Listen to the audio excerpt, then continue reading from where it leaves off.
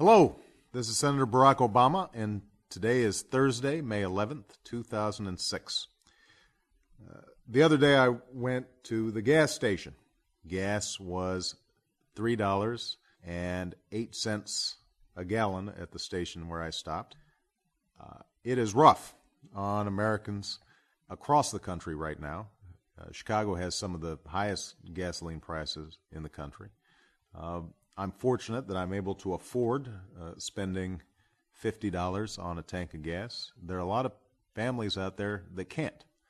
People who have to drive to work long distances, people who don't have the money to buy more fuel-efficient cars right now, and they've seen their standard of living drop substantially as a consequence of higher gas prices. Now, the only thing that's predictable as rising gas prices are the short-term political solutions that usually come along with them.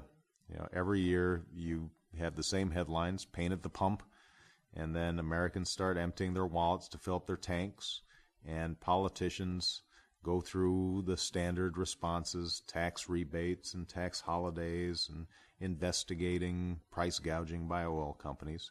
Now, none of these proposals are going to do any harm. Some will provide Americans temporary relief at the pump, but in the long term, we can't keep on relying solely on quick fixes designed to placate an anxious public. We need proactive solutions that are designed to lessen our dependence on foreign oil and bring down prices for good. Washington privately understands this, but perhaps because of the influence of the oil companies, some of it having to do with ideology, Washington has just been unwilling to take the hard steps necessary to confront what I consider to be one of the most pressing economic and national security challenges of the 21st century. So, the time for excuses is over. Now's not the moment where we should be afraid of what is going to seem politically difficult or controversial. Now's the time to call for innovation and sacrifice from those institutions that can make a difference: the auto industry, the oil industry, the federal government. First place to start is with cars. We've got to build cars that use less gasoline. The auto industry hasn't been asked to raise fuel economy standards in 17 years. And frankly, lately, Republicans and Democrats seem to have stopped asking. Today, we've got no choice. Starting in 2008, we should raise CAFE standards, that's the fuel efficiency standards on cars, a modest 3% a year. If we did that over the next 12 years, by 2020, passenger vehicles would average 40 miles per gallon. Light trucks would average 32 miles per gallon. That's not a dramatic increase. It's easily achievable through existing technology, and it can be done without compromising passenger safety. Now, there are going to be transition costs involved in making more fuel-efficient automobiles, especially for Detroit, which has relied heavily on the sale of SUVs for its profits. So I've proposed what I call the Healthcare for Hybrids bill, where we'd strike a grand bargain with U.S. automakers. We tell them we're going to pick up part of the tab for their retiree health care costs, a tab which, by the way, ran $6.7 billion last year. But in exchange, you've got to use the money to invest in transitioning to fuel-efficient cars. So that'd be point number one. Point number two, we should just replace the use of oil altogether as America's fuel of first choice. This doesn't mean singing the praises of ethanol and hoping that it finds its way into our fuel supply on its own. It means taking some serious steps now to put a national biofuel infrastructure in place. Already, some cars on the road have the flexible fuel tanks necessary for them to run on E85, which is a cheaper, cleaner blend of 85% ethanol and 15% gasoline. But millions upon millions of cars still don't have these tanks. So it's time for automakers to install those tanks in every single car that they make.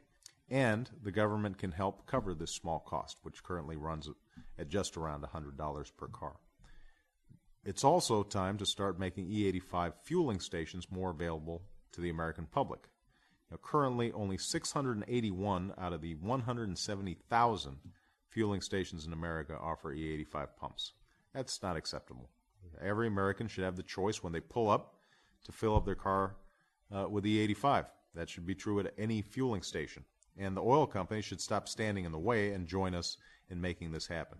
If the big oil companies would devote just 1% of their first quarter profits this year to install E85 pumps, more than 7,000 service stations would be able to serve E85 to motorists who could use it. Finally, we need to reduce the risk of investing in renewable fuels by providing loan guarantees and venture capital to those entrepreneurs with the best plans to develop and sell biofuel. And we should start creating a market for renewable fuels by ramping up the renewable fuel standard and creating an alternative diesel standard in this country, a national standard that together would blend 65 billion gallons of renewable fuels into the petroleum supply every year.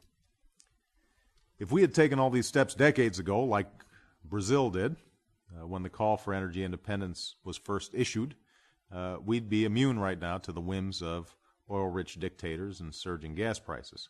If we don't take these steps now, there's going to be a day when we look back at that $3.05 or $3.15 gasoline as the good old days.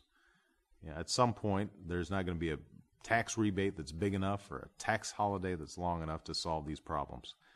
The American people shouldn't have to wait for this day to come. When it comes to reducing our dependence on oil, the resources are there, the technology is there, the demand is there. Now we just need a little bit of political will, and I hope that you guys will help me provide it. Thanks for downloading and listening to the podcast. I will talk to you soon. Bye-bye.